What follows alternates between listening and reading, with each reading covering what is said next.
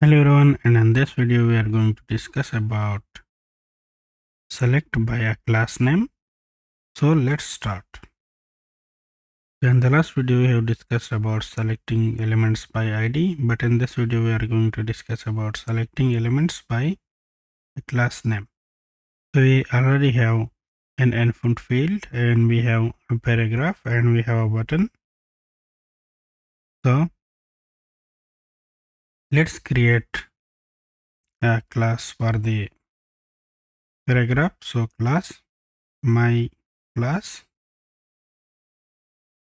And now we will select this paragraph by this class name. So let's let elements and document dot get element by class name. And now the name of the class. So the name of the class is my class. And now console.log elements. Now you can see we have this paragraph element which is with the class my class, and you can see the length is 1. So there's only one paragraph. So let's say if I caveat a few times, and you can see this is 5 now. So now we are selecting 5 paragraphs. So let's say if I add the same class to this input field or to this button. So let's say I add it to this button. So class my class. Now it will select 6 elements, which is button and paragraphs. You can see one button and 5 paragraphs. The total length is 6. So in this way you can assign a class to different elements and select them by the class name. So now let's loop through it. So let's say for element of elements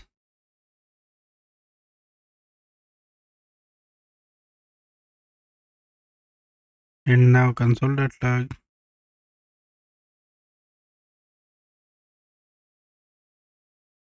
element. So now you can see them separately. So now let me remove this one, and you can see my class button and then the paragraphs. So now let's say I want to change some styles of these ones. So let's say element dot style dot color is equal to green, for example. Now the color is green. The button color is changed and the paragraphs color is changed. Now let's say element dot style dot background color. So background color is equal to yellow.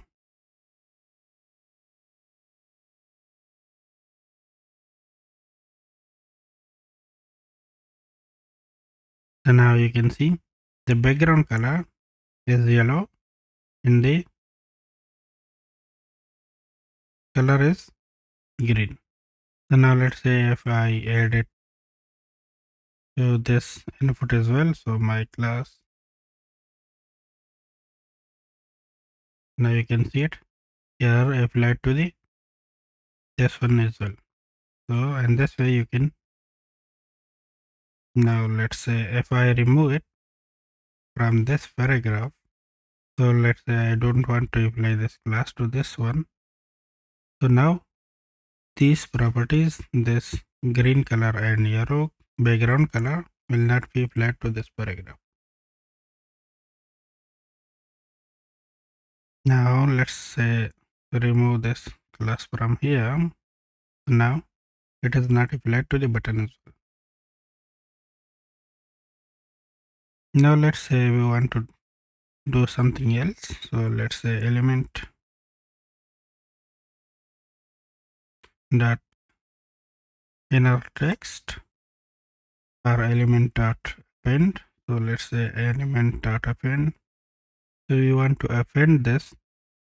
So let's say ABC, and now ABC will be added to the end of these paragraphs, but not this one, because this one don't have this class. Now let's say we want to change the inner text. Inner text equal to ABC. So now this text has been replaced completely by this ABC here. So you can see it here.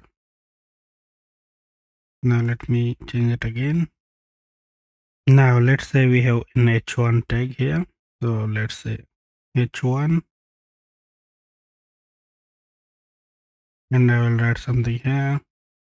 So let's say welcome to JS, and you can see this one.